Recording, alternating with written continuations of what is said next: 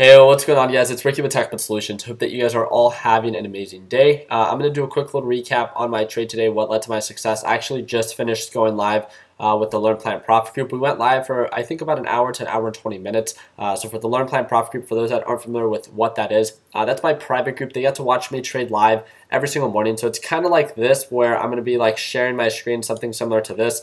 I talk about like what I'm trading. I talk about my entry points, my exit points. Today had to be one of the smoothest trading days, I would say, this month so far. I covered nearly $1,000 profit, and it was solely just with day trading one specific ticker. I'm 100% done trading for the day. I feel like I did a really good job focusing on what it is that I traded. Both times when I locked in profits, it continued to push up. But I'm going to talk about, just like I talked about in yesterday's video, you know, the concept of just anytime that it's at a price point where there might be a resistance, just to focus on locking in profits. I was literally $15 away from $1,000 profit, but again, I was focusing so much on the principle of just locking in profits rather than the dollar value, and I really think that's what led to my success today, especially with my entry point on my second position. And I'm going to give you guys a full recap and rundown. For all those that are part of Learn Plan Profit, they saw me, they saw me, what's it called? I was already up about $700.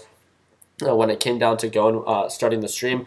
We saw a sell-off on JNUG. I'm actually just going to start sharing my screen just so you guys can see exactly what it is that I'm talking about. But the stock that I traded, or the ETF that I traded today, was for JNUG itself. It had a really nice push up. I locked in profits right as it hit highs of 740. I locked in profits at 742.8, and it continued to push up. I drew this little rectangle to remind me like where there's a resistance. So it's around 740 to 750 that I saw more of a resistance. So I want to explain myself completely on why I see a resistance right around 740. So looking at during pre-market hours, as this thing was trying to push up, we can see that it did end up going, you know, higher than 740 itself. It hit highs of around 742. That was less important to me. What was more important was all this consolidation that we were experiencing right around that 740 price point. So with that understanding, as it was approaching this general area of 740 to 745, that's where I saw something to be a little bit much more on the overbought side.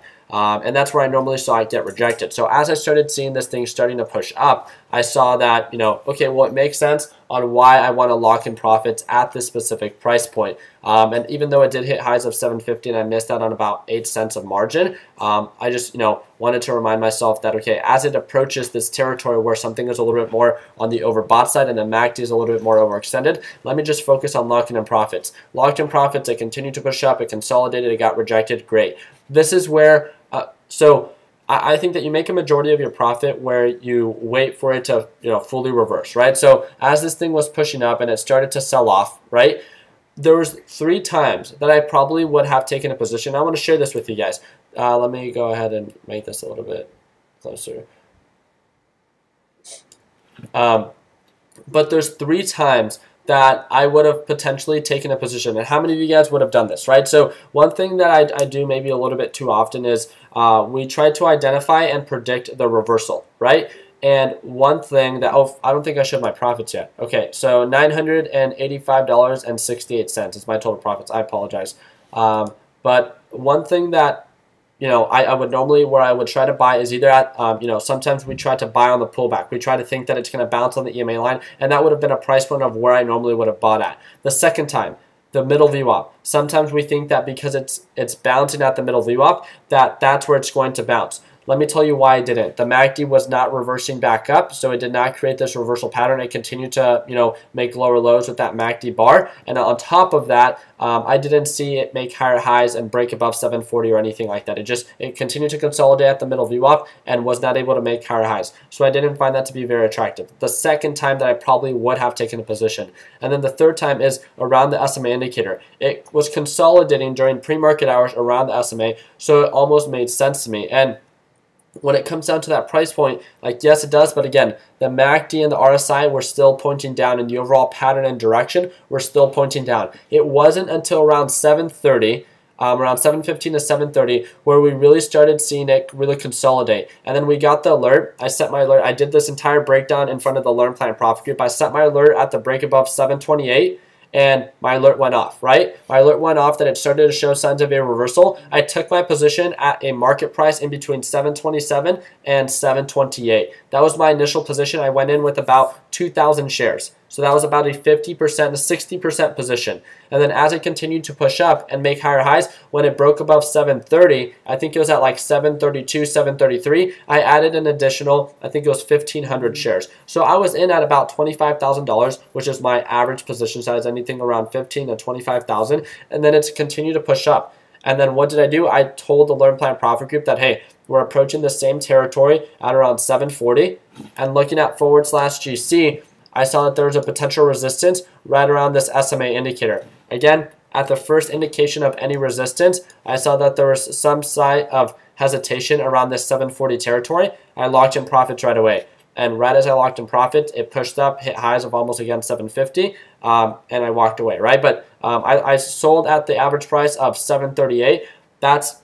And almost exactly when I sold, it pushed up to highs of 740. So I would have cleared over $1,000 profit at that point. But again, I was so much less focused. How many of you guys have ever done this? I want to speak to you guys. So I showed you guys this, right? I showed you guys the profits for those that care, right? So you guys can see this, the $985.68 profit. Also, there's people that like to see, I'll pull that up in just a bit, but let me go ahead and cover this. But how many of you guys, and I want to share this with you guys because I've made this mistake multiple times. How many of you guys trade with your P&L open or showing your profits, right? And how many of you guys trade based off of that? And like, let's say like your goal is to make $100 in the day, right? How many of you trade based off of, okay, when I'm about to hit $100, I'll sell my position? And does that actually make sense? So does it make sense to take a position and then sell a position based on the dollar value that you're up? I don't think that makes sense, right? Your profits or how much you're up or you're down has no correlation to when you should buy and sell. And I think that's a mistake that a lot of people make because if I would have, like, let's say JNUG would have gotten rejected at 740, right? And I would have tried to maximize my dollar value to try to make $1,000. I've had multiple times I've made this mistake multiple times where I hold something to try to make $500, to try to make $1,000, to try to break $2,000 on the day. And then it gets rejected.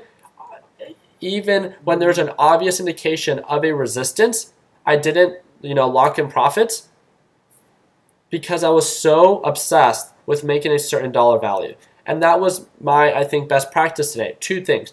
I was very patient with my entry point. You could ask anyone. There's hundreds of people that were tuning in to the live stream for those that are part of Learn Plan Profit. I was very, very patient with my entry point. I waited for it to break, not even just start making higher highs, but I waited for it to break above the EMA indicator, right?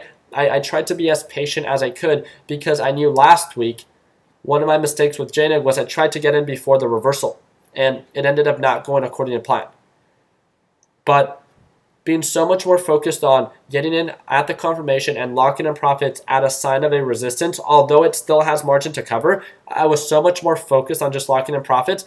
That's what led to my success today. Yes, I did miss out on profit on some margin, right, on both times. But again, I'm consistently staying green, and that's what's important. And I think that's what should be a much more of a focus for a lot of our traders rather than trying to maximize and hit a certain dollar value.